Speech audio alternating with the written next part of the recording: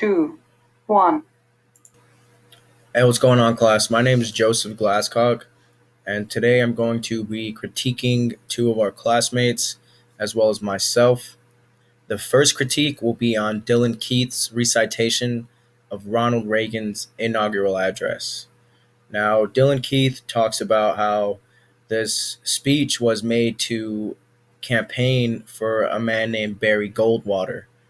At the time, Reagan was not president, so he was governor of California. So this speech was supposed to help a Republican named Barry Goldwater. Unfortunately, as Keith talks about, Barry Goldwater lost in a landslide. I will say that Dylan Keith has great pauses.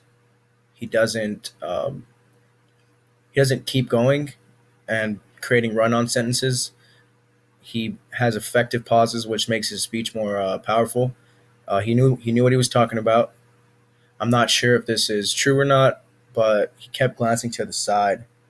Now, I'm not sure if that was looking at notes that he had taken or what the case was, but if it was, I think that was a solid thing to do. Because if you don't know a topic that well, it's always best to have notes to the side, and rather than just read them like this and totally lose focus of the audience, he briefly glanced down and continued to talk to us, which I thought was a great idea. Um, his hands were down low, but when he did bring them up, he did use effective gestures. Other than that, I think he did a great job. I think he did a great job.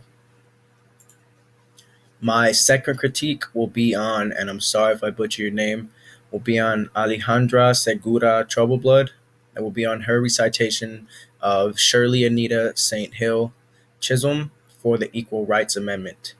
Now, in this recitation, Alejandra talks about how, although equal rights for women has improved significantly since back then, we still face some troubles with that. So the speech, I'm sorry, Alejandra talks about how even today, many people still need to be reminded that people deserve the same, women deserve the same respect and pay as men do.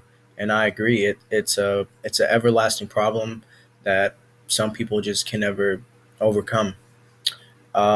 She I think how she presented the speech was really good. She didn't blatantly just jump into the speech and just start reading what Anita had wrote.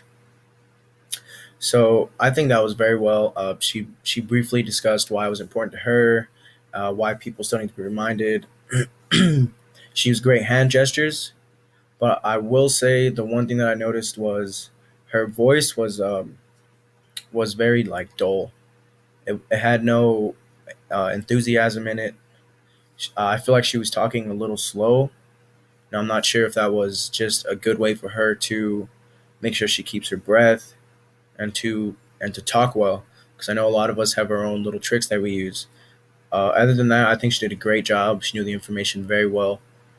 Um, she did use some good pauses, although it seemed like she was talking slow. When she did stop, it wasn't like a long pause. It was more just like a little break, and then she continued to say what she has to say, and I think that was really good. As far as both the speakers go, sorry, excuse me. I feel one of the biggest parts that play in giving a speech is knowing your information very well, and both of them knew exactly what they were talking about. She kept great eye contact, and I thought that was really good. Maintaining eye contact is also vital to giving a good speech. Now, as far as my own critique, I've noticed that whenever I have submitted a video for class, I never introduce myself, and that's the first thing that you should do as a speaker. You should always introduce yourself and the topic that you want to talk about, and I didn't do either of those things. And I noticed that I don't do any of those things in any of my videos, so that's something that I need to work on. In my week 3 recitation of President Lyndon B. Johnson, We Shall Overcome, what I did was I broke the speech down and I basically just wrote my own summary of it in a Word document. So rather than just take a few notes here and there. What I did was I read the whole thing and I just wrote down key points, and then I wrote an basically a I wouldn't say an article, but a summary of what he had said. And what I did was I tried to break down my summary into categories and talk about each one. But when I tried to do that, I found myself not being able to speak off the top of my head and elaborate on each subcategory. So I ended up just reading what I wrote down verbatim from my screen. I think that was a good idea in writing it and breaking into subcategories. As far as reading it word for word, that was a terrible idea. My hands were not even in the video, so you couldn't tell what type of hand gestures I was using.